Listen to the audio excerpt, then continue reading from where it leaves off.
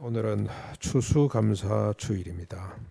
1년 동안 하나님이 이렇게 풍성한 먹거리를 주셨습니다.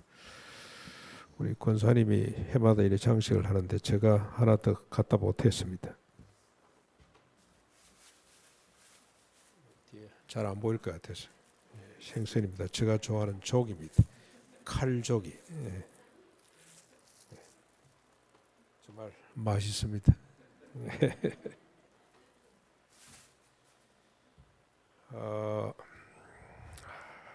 우리는 이걸 볼 때마다 하나님을 찬양하지 않을 수가 없습니다. 농사를 안 짓는 사람은 조금 내 돈 주고 사 먹는데 상관할지 모릅니다만 농사를 지어본 사람은 기적입니다. 기적.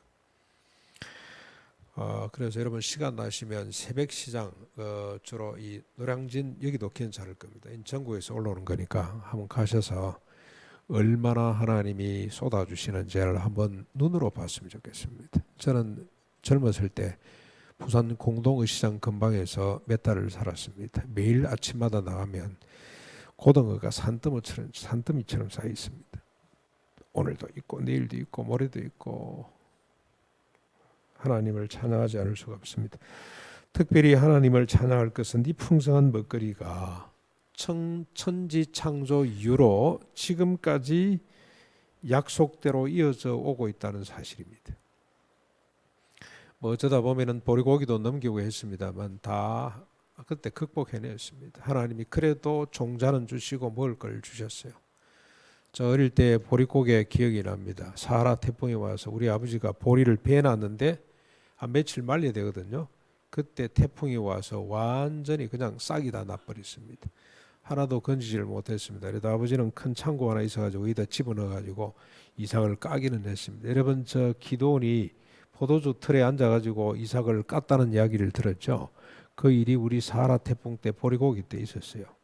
집안에 근거히 들러놓은 몇 개, 한 대박쯤 되는 그걸 이삭을 까고 했었습니다.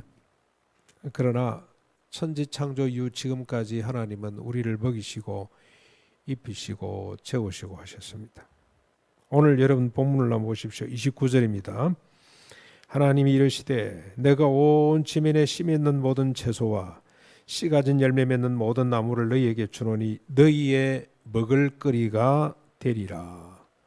오늘날 60만 인간이 지구상에 살고 있다는 것은 신실하신 하나님의 이 약속과 성취 때문입니다. 우리가 잘나서 있는 거 아닙니다. 인간만이 아닙니다. 지구상에 있는 모든 생명을 먹이시는 분이 하나님이십니다. 30절을 한번 보십시오. 30절. 또 땅의 모든 짐승과 하늘의 모든 새와 생명이 있는 땅에 기는 모든 것에게는 누가 내가 모든 푸른 풀을 먹을 거리로 주노라 하시니 그대로 되니라. 여러분 올 한 해치 이것들을 돈으로 계산하면 얼마나 될까요? 지구상의 모든 인간이 올해 생산한 총량이 얼마나 되는지 모르겠습니다. 그런 통계가 있는지 모르겠는데 지구상의 우리 한국의 총 생산량 얼마나 될까요? 하나님이 한국 땅에 부어주신 이 복과 비교가 될 수가 있겠습니까? 이 경제학 전공하시는 분들 우리 교회 많은데 금융 쪽에 많이 계시는데 통계 혹시 있는지 모르겠어요. 이렇게 하신 후에 하나님이 스스로 평가하시기를 31절입니다. 하나님이 지으신 그 모든 것을 보시니 보시기에 심히 좋았더라. 아침이 되고 저녁이 되고 아침이 되니 이는 여섯째 날이니라. 하나님 보시기에 그냥 좋은 것이 아니고 심히 좋았다는 겁니다. 최상급입니다. 최상급으로 좋았더라. 좋았다는 말이 무슨 말이냐면 선하다는 말입니다. 선입니다. 선. 옳은 겁니다. 선, 진실입니다. 진리입니다. 진리. 하나님이 이렇게 인간을 창조하시고 우주 만물을 창조하시고 모든 생명들을 생육하고 지속하도록 하기 위해서 먹을거리를 주셨다는 이것이 선입니다. 선은 하나님 보시기에 선이었더라.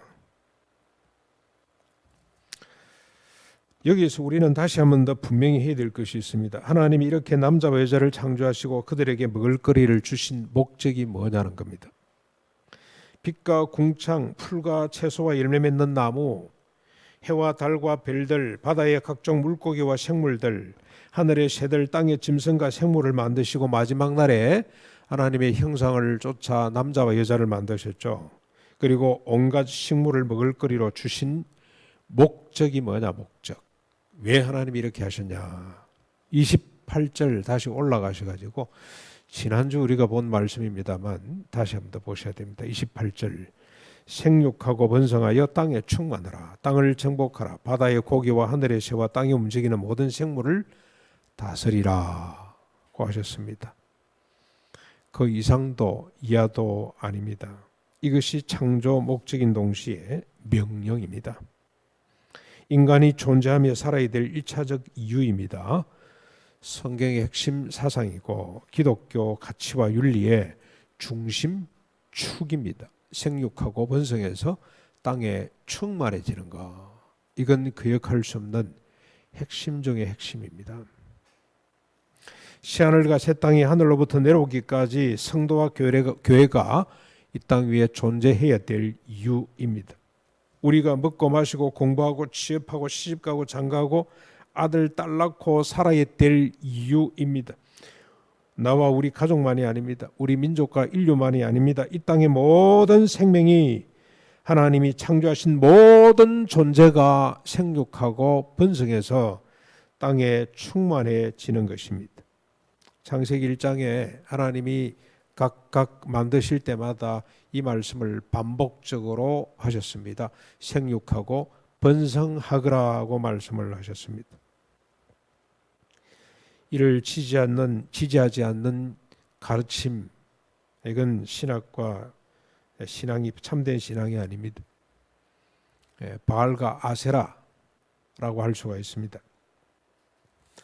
천지 창조의 목적과 명령은 인간의 범죄 이후에도 달라지지 않았습니다. 노아 홍수 이후에도 다시 천명됩니다. 노아와 그의 가족들 그리고 짐승들을 방주에서 이끌어내시면서 하나님이 하신 말씀입니다. 창세기 8장 17절입니다. 너는 내 아내와 내 아들들과 내 며느리들과 함께 방주에서 나오고 너와 함께한 모든 혈육이 있는 생물 곧 새와 가축과 땅에 기는 모든 것을 다 이끌어내라. 이것들이 땅에서 생육하고 땅에서 번성하리라고 말씀을 하셨습니다. 하나님이 홍수로 침멸하는 가운데도 노아와 8가족 그리고 각종 짐승들을 살려놓으신 이유가 뭐냐? 다시 땅에 생육하고 번성해서 충만해지도록 하기 위해서입니다. 이때부터 인간에게 산동물이 먹을거리로 허락됩니다. 그 이유는 다른 거 아닙니다. 생육하고 번성해서 땅에 충만해지도록 함이라고 밝히고 있습니다. 9장 1절부터 7절에 대신에 하나님께서 뭘 요구하시냐면 짐승을 먹을거리로 주지만 대신에 하나님 뭘 하나 명령하시냐면 피는 생명이니 짐승을 빛에 먹지는 말라고 명령하셨습니다. 홍수로 변화된 환경 때문에 짐승을 먹되 생명을 존중히 여김으로 생육하고 번성하여 땅에 충만해지는 일에 차질이 생기지 않도록 하라고 말씀을 하신 겁니다. 그리고 하나님은 그 언약의 징표로 무지개를 띄웠습니다. 창세기 9장 8절로 17절이죠. 내가 너희와 언약을 세우리니 다시는 모든 생물을 홍수로 멸하지 아니할 것이라. 내가 너와 너희와 그리고 너희와 함께 하는 모든 생물 사이에 대대로 세우는 언약의 증거는 이것이니라. 내가 내 무지개를 구름 속에 두었나니 이것이 나와 세상 사이의 언약의 징표니라고 말씀을 하셨습니다. 여러분, 우리가 무지개를 종종 보죠. 무지개를 볼 때마다 이 말씀을 꼭 기억하셔야 됩니다. 생육하고 번성해서 땅에 충만해지는 것이 하나님의 뜻이구나. 이처럼 홍수 위에도 인간과 땅의 모든 생명체가 생육하고 번성해서 땅에 충만해지는 것이 하나님의 목적이며 하나님의 약속이며 하나님의 명령입니다. 이 약속을 위해 올해도 하나님은 신실하게 일하셨습니다. 이렇게 풍성한 먹거리를 주셨습니다. 먹을거리뿐만이 아닙니다. 지구상의 생명체가 생존할 수 있는 모든 재화를 하나님이 허락해 주셨습니다. 얼마 전에 요소 때문에 야단들 났죠. 중국에서 요소가 우리가 계약한 대로 들어오는 바람에 지금 조용해졌습니다만 요소가 그렇게 중요한 줄 몰랐어요. 요소 그러길래 뭘 주냐 그랬더니 알고 봤더니요. 저 차는 안 들어갑니다. 2016년입니까? 그 이후로 생산되는 이 경유를 떼는 차는 반드시 요소를 집어넣도록 법적으로 되어 있습니다. 근데 준비를 안 하고 있다가 요소가 안 들어오는 바람에 물류 대란이 일어날 뻔했습니다. 근데 요소를 어디서 뽑아냅니까? 석탄에서 뽑아낸다면서요. 석탄 속에 요소를 집어넣으신 분이 누굽니까? 하나님이십니다. 인간은 발견해서 사용할 정도, 뭐 인간도 대단합니다만 요소 속에 이 석탄 속에 요소를 집어넣으신 분이 하나님이시고요. 그걸 발견하도록 지혜를 주신 분이 누굽니까? 우리가 하나님의 형상을 닮았잖아요. 이 땅을 관리하는, 이 땅을 다스리는 책임이 우리에게 있단 말이죠. 그걸 우리가 발견해서 사용할 뿐입니다. 중국 정부에 감사할 것이 아니고 하나님께 감사할 수 있어야 됩니다. 하나님이 왜 요소에다가 이 석탄에다 요소를 넣어놨습니까? 생육하고 번성해서 땅에 충만해지도록 하기 위해서입니다. 그런데 우리의 현실은 하나님의 뜻과 전혀 다릅니다. 오늘 이렇게 풍성한 먹거리가 귀하게 보이지 않습니다. 한 해 동안 쏟아주신 총생산이 믿겨지지 않습니다. 뭐 우리 국민소득이 3만 불이라 그러는데 저는 도무지 체감할 수가 없어요. 3만 불 맞나? 뭘 근거로 해서 3만 불이라 그러노? 그런 생각이 듭니다. 나와 아무 상관이 없어 보이기도 합니다. 생육하고 원성하여 땅에 충만해질 가능성이 전혀 조금도 보이지를 않습니다. 200~300년 전 그것도 강원도 골짝 산골짜기에 있는 화저민들에게는 이게 생육하고 원성할 수 있는 근거가 될 수 있을 것 같아요. 이런 것만 보장이 돼도 시집가고 장가고 아들 딸 놓고 잘 살았을 겁니다. 그러나 현대인들 특히 서울 사람들에게는 언감생신. 그런데 여러분 우리가 반드시 알아야 될 것 하나가 있습니다. 이런 모순과 갈등, 이런 고통은 이 시대뿐만이 아니고 우리의 문제만이 아니라 인간이 살아온 역사 자체라는 사실을 우리가 잊지 말아야 됩니다. 대부분의 시간을 두려움과 고통 속에서 인간은 살아왔습니다. 실제로 짐승들 가운데, 생물들 가운데 소멸된 종이 한두 가지가 아닙니다. 앞으로 얼마 있지 않아서 소멸될 종들도 수없이 많습니다. 그런데 여러분 성경에는 왜 그런지 이유까지도 밝혀놓고 있습니다. 성경입니다. 성경은 원수보다 더 지혜롭다는 말씀 여러분 시편을 통해서 읽어보셨죠? 하나님의 말씀은 하나님의 계명은 우리로 하여금 원수보다 더 지혜롭게 만든다는 말씀을 우리가 수차 읽어왔습니다. 그렇죠? 원수가 뭡니까? 지금 시집장가 못 가게 만드는 이게 원수지. 생육하고 번성하지 못하도록 우리를 붙들고 있는 이 세력이 원수 아닙니까? 그 세력보다도 더 우리를 성하게 만든다, 더 지혜롭게 만든다고 시편에 그렇게 말씀을 하고 있습니다. 왜 하나님은 이렇게 풍성히 우리에게 주시는데 이게 실감되지 않고 이게 생육하고 번성할 수 있는 근거가 되지 못하느냐? 그 이유가 뭐냐?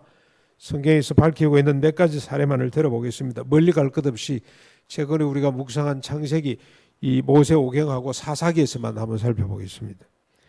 창세기 4장 23절로 24절에 라멕이라는 인간이 등장합니다. 대단한 인간입니다. 지금으로 치면은 우리 조상들 문화 창달의 시조라고 할 수 있을 만큼 추앙받는 인물입니다. 그러나 그가 그 아내들에게 노래를 만들어 부르게 한 내용을 보면 끔찍합니다.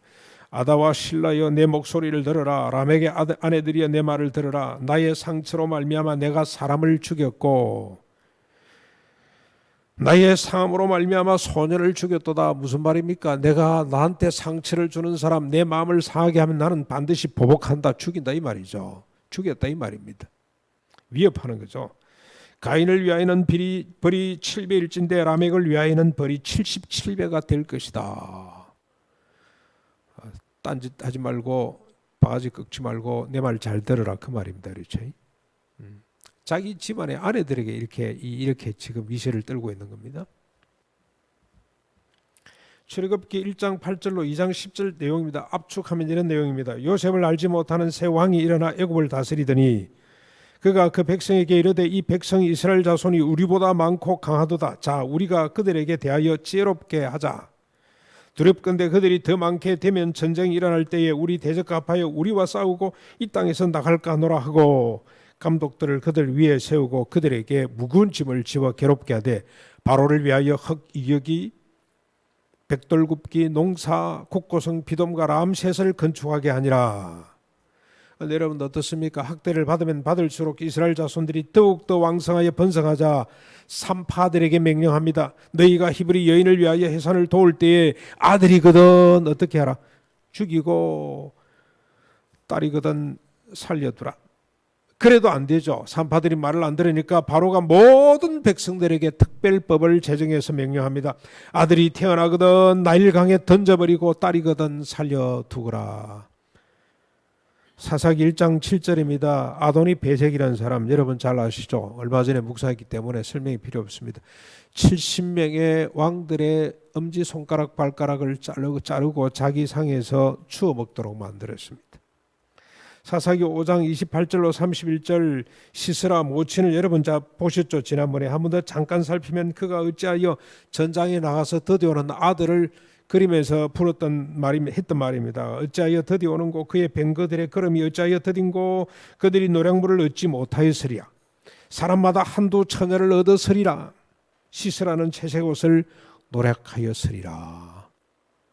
저는 사람마다 한두 처녀를 얻었다는 이 대목이 참 가슴 아픈 이야기죠.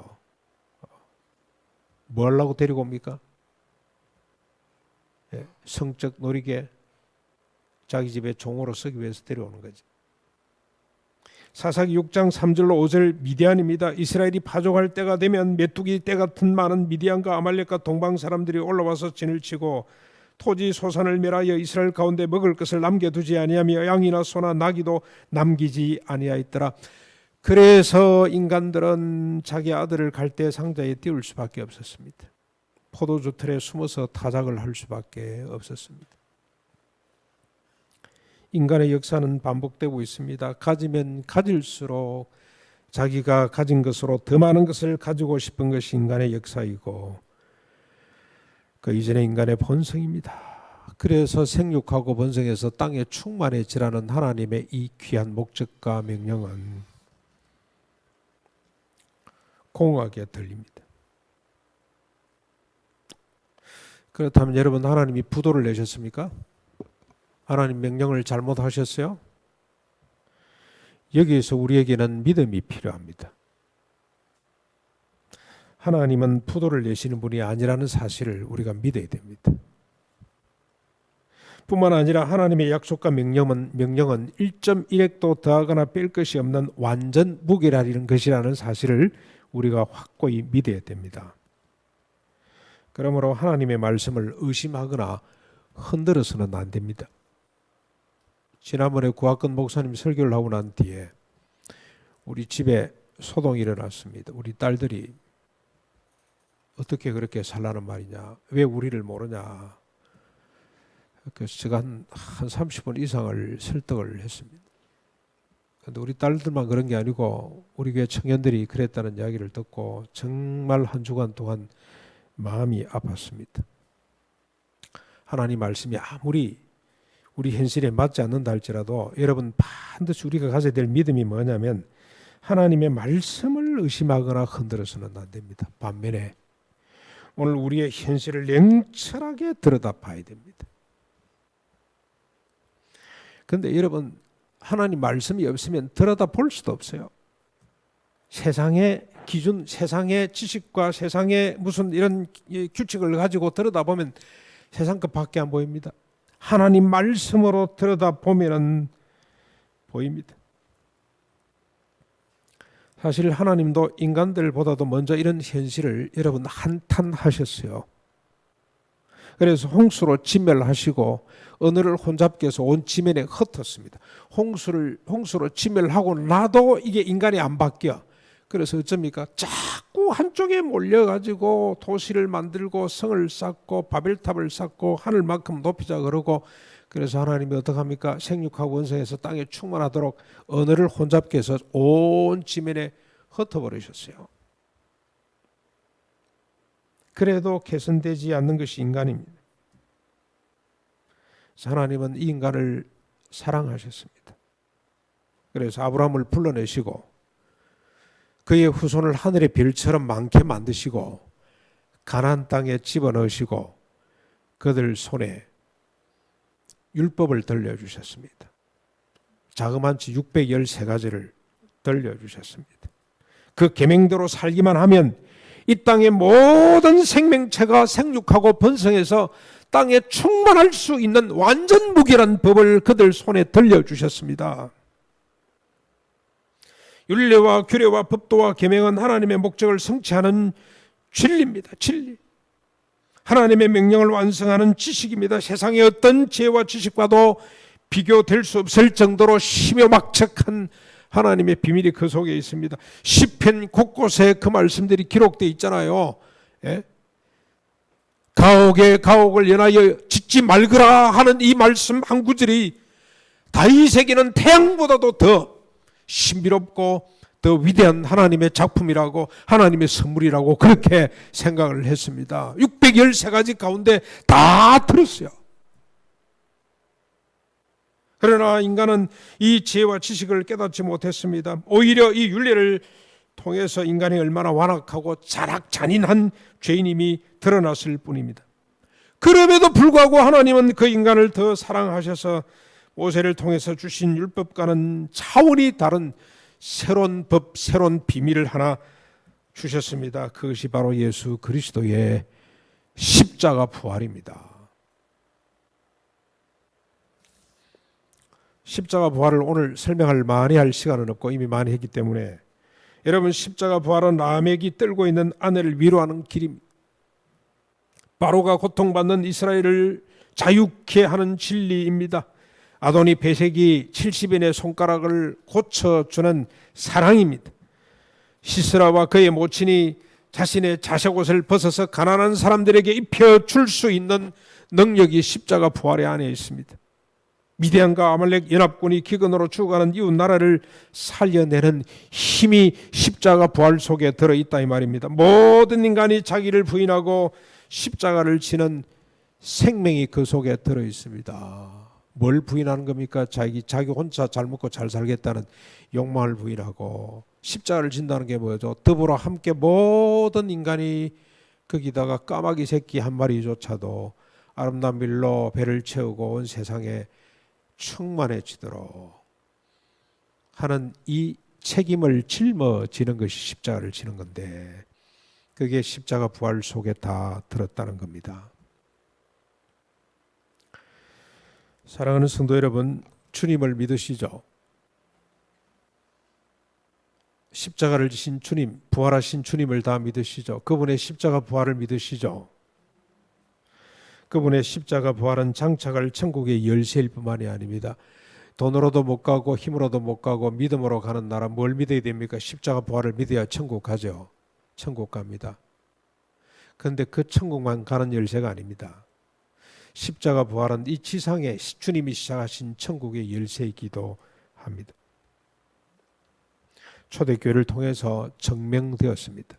십자가 부활을 믿고 성령 충만함을 받았던 초대교회 성도들이 저것을 저것으로 여기지 않고 필요한 사람들에게 나눠 주었더니 핍절한 사람이 한 사람도 없고 생육하고 번성하는 일이 벌어졌습니다. 허다한 사람이 죽게 돌아오는 역사가 초대교회에 있었어요. 증명됐습니다. 그렇다면 지금의 문제를 십자가 부활로 한번 풀어보시죠. 우리 청년들이 생육하고 번성해서 땅에 충만해질 수 있는 길을 같이 찾았으면 좋겠습니다. 우리 김재수 집사가 그러대. 옛날 자기 회사 LG죠. LG가 1년에 대졸 신입 사원을 한 4,000명, 5,000명 뽑았죠. 그래서 우리 지방대학 출신들도 졸업도 되기 전에 시험에 합격하고 그 다음에 또 뽑혀가지고 올라왔습니다. 우리 김재수 집사님 전남대 출신이죠. 경상대 출신, 저 고향 경상대 출신들도 웬만하면 다 큰 대기업에 취업이 가능했어요. 삼성에서 한 5,000명, 현대에서 한 5,000명, 대우에서 한 5,000명, 그리고 4,500명, 3,000명 뽑으면 1년에 한 4만 명 이상이 소위 말해서 지금 이 대기업이 다 취업이 됐어요. 웬만하게 대학에서 공부를 하면 취업이 다 보장이 됐습니다. 근데 지금은 그렇게 안 뽑습니다. 어느 정도로 취업률이 줄었습니까? LG입니다. LG 기준입니다. 10분의 1로 줄었어요. 옛날에 10사람이 하던 걸 지금 한 사람이 한다 이 말이죠. 그런데 이게 더 줄었을 겁니다. 옛날 100사람이 하던 걸 지금 한 사람이 하는 꼴이 났죠. 그리고 이제는 우리 한국에서 제조업은 나랍니다. 중국으로 보내버리고 베트남 보내고 그럽니다. 그렇죠? 왜 줄었습니까? 이제 사람이 하던 걸 기계가 다 하잖아요. 컴퓨터가 하고 그다음에 로봇이 하고 다 합니다. 여러분 저 도로공사에 보면 옛날에 그 저 톨게이트에 보면은 한 부스에 세 사람 네 사람 있었죠. 교대하면서. 지금 없어졌잖아요. 부스가 한 개, 두 개 정도 남아 있는데 그것도 한두 사람밖에 없습니다. 자동 패스입니다. 자동화됐기 때문에 취업률이 줄었습니다. 왜 이걸 안 보는지 모르겠어요. 왜 줄었습니까? 자동화 때문에. 왜 자동화를 합니까? 회사들이? 왜 제조업을 전부 다 외국으로 빼냅니까? 뭐 때문에 그럽니까? 돈 많이 벌려고 하는 거죠. 다른 거 있습니까? 돈 때문에. 수입을 더 많이 올리려고. 옛날 KBS 7,000명 뽑았는데 지금 뭐 4,000명도 안 된다 그래요. 왜 그리 뽑냐? 왜 그랬었냐? 나중에 결국 저 평가입니다. 평가. 이익을 얼마나 창출했냐 하는 겁니다. 자, 그러면 회사가 이렇게 적게 뽑고 그러면 돈도 적게 벌었습니까? LG가 10분의 1로 줄었나요, 자산이?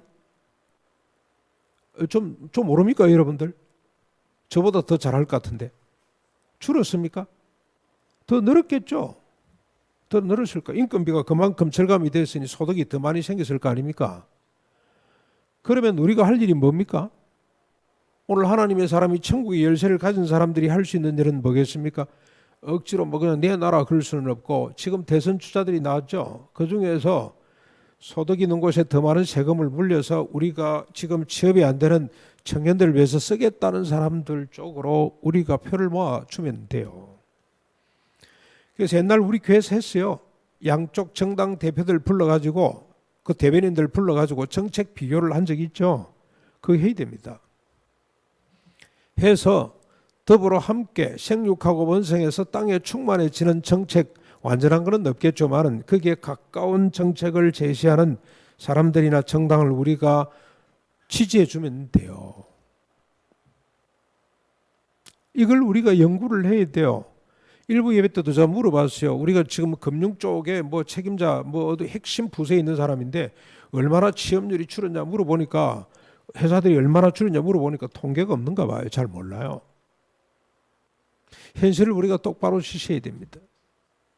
더 많은 소득을 올리고 싶은 인간의 욕망이 도를 사랑하며 일만하게 뿌리가 되는 것처럼 이것 때문에 지금 청년들이 지금 갈 자리가 없어졌어요. 너무 먼 이야기 같습니까? 우리 이야기를 좀 해볼까요? 우리 이야기. 우리 교회 바깥 이야기 말고. 지금 우리 청년들이 결혼을 못하는 이유 중에 하나가 그거죠. 주택 문제죠. 제가 원룸에 원룸에 살면 되지 그랬다고 얼마나 제가 욕을 먹은지 현실을 모르는 목사라고 제가 반성을 냈습니다. 목사님 그게 한번 살아보세요. 제가 한번 가봤어요. 이 앞에 원룸 지었을 때 가봤더니 옆에 소리가 다 들려요. 그 오래 있으면 정신병 걸리겠다는 생각이 들었어요. 비둘기통보다 더 적은 집에 이게 어떻게 살 수가 있냐. 왜 그런데 이걸 허락을 하는지 모르겠어요. 왜 이런 집을 짓도록 허락을 하는지 비인간적이라. 원룸은 바로 비인간적이라. 그러면 우리가 집을 제대로 짓도록 만들어야 될 거 아닙니까? 그렇죠? 사람이 생육하고 번성하려면 의식주가 있어야 되는데 이게 기본권으로 확립되는 법을 우리가 만들어내기도 하고 우리가 이런 운동들을 펼쳐가야 됩니다. 그거 하라고 하나님께서 우리에게 십자가 부활의 기치를 주신 거 아닙니까? 빛으로 소금으로 세워놓은 거 아닙니까? 그거 안 하면서 우리가 못 산다 그러고 하나님 말씀을 의심하고 이러면 안 된다는 말이죠. 자, 이런 생각을 해봤어요. 주택 문제가 이거 어떻게 풀까? 우리 교회 은퇴하신 분들이 공동으로 땅을 구해서 집을 지으면 3천만 원 같으면 조그마한 농막 같은 거 하나 지을 수 있거든요. 그런데 우리가 직접 지으면 한 3천만 원 들이도 은퇴한 이후에 부부가 행복하게 살 수 있는 공간을 만들 수가 있어요. 땅값이잖아요. 땅을 적당히. 그래서 우리가 투레 말리고 우리가 계속 기도해야 됩니다. 그렇게 짓고 대신에 그 비용은 어디서 나오냐? 우리가 전세 한 5천만 원 주고 가자고. 은퇴하신 분들 여기 계시지 말고 병원은 어떡하고 지방 병원들도 좋습니다. 그리고 거기에 가면 병이 잘 안 걸려요. 그리고 병 나면 하나님 부르는가 보다 그러고 또 뭐 적절하게 치료하고 또 가면 되지 않습니까? 그렇죠? 여기에 더 오래 머물러 있을 그렇지 말고 우리 386 세대입니다. 386 세대. 그러니까 해당되는 사람들은 집을 좀 5천만 원 전세 주면 우리 청년들 결혼할 수 있겠죠? 5천만 원 같으면 금방 우리 몰수 안 있겠나, 그죠? 한 2, 3년만 고생하면 대학 졸업하고 2, 3년 고생하면 한 5천만 원 정도 안 되나? 아직까지? 그리고 여러분 사업하시는 분들은 사업을 해서 고용정대를 좀 많이 하십시오. 제가 우리 집사님 한 분이 사업체를 지난 금요일인가 수요일인가 갔다 왔는데요. 50명 고용을 해서. 코로나 시대에 지금 이게 엄청나게 확장돼가지고 50명을 고용했는데 제가 얼마 주는지 물어봤어요. 적게는 300만 원, 많게는 700만 원 가져간대요. 젊은 사람이 열심히 아침부터 늦게 밤늦게까지 뛰면 700만 원 가져갈 수가 있어. 적게는 한 300만 원 정도 잘했다. 하나님 이 가정에 복을 주십시오. 이 회사 복을 주십시오. 이분의 목적이 고용정대입니다. 한 명이라도 더 고용을 해서 같이 나누는 거죠. 자기 다 가져가는 거 아닙니다. 이런 회사를 우리가 만들고 그다음에 우리 집 은퇴하신 분들 적당한 곳에 우리가 공동주택을 좀 지어놓고 5천만 원씩 받아서 가고 5천만 원 전세 주고 그러면 우리 청년들이 시집장가 갈 수가 있겠구나. 적절한 나이에 시집장가를 가야 건강한 자녀를 둘 수가 있잖아요. 그 아이들 뒷바라지를 제대로 해서 그 아이들이 또 생육하고 번성할 수 있지 않겠습니까? 우리는 생육하고 번성해서 땅에 충만하라는 하나님의 목적과 명령을 실행할 수 있는 천국의 열쇠를 갖고 있습니다. 주님은 숫째 우리를 이 어둡고 혼탁한 세상의 빛으로 썩고 부패한 세상의 소금으로 우리를 세워주셨습니다. 우리가 분연히 일어나 천국의 기치를 들기만 하면 온 땅에 하나님의 영광이 해보다 더 밝게 비치게 될 것입니다. 1달란트 받은 자는 파묻어둡니다. 2달란트, 5달란트 받은 자는 나가서 장사하여 배나 남기는 역사가 나타났습니다. 여러분 저는 이렇게 제시만 할 뿐이고 우리가 또 모여서 청년들이 모이고 장년들이 모여서 386 세대가 모여서 이 시대의 모든 정치, 경제 권력을 독점하고 있는 386 세대가 이제 조금 내려놓으면 됩니다. 쌍값으로 주고 나가면 제가 보니까 은퇴한 사람이 우리 예수 믿는 사람이 한 800만 좀 되는데 그중에 은퇴한 세대가 한 100만 좀 되려나 모르겠습니다. 그렇죠?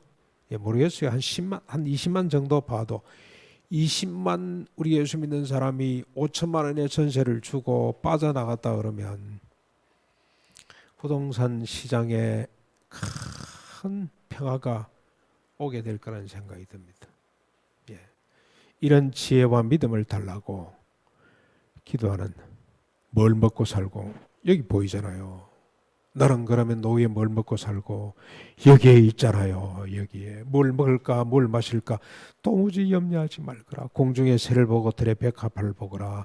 하물며 너길까 보냐.